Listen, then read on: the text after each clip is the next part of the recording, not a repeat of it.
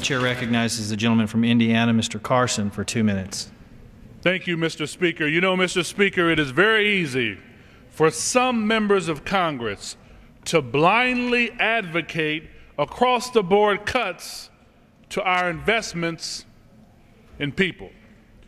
But I join those today to ask my colleagues to open their eyes to what these cuts really mean.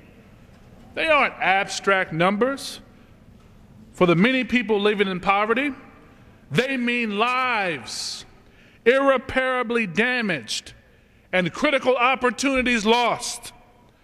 My home state, the great Hoosier state of Indiana, suffers from an average unemployment rate of 10%.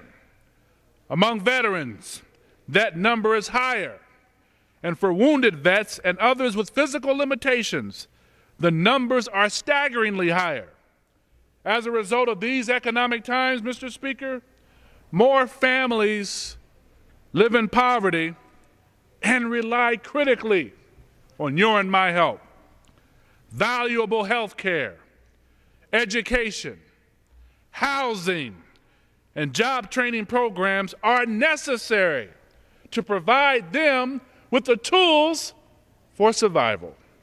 At this time, Mr. Speaker, when most of our communities are struggling to recover, we must not turn our backs on the people who are trying to overcome extreme poverty. I ask my colleagues to remember these vulnerable Americans. They're not burdens.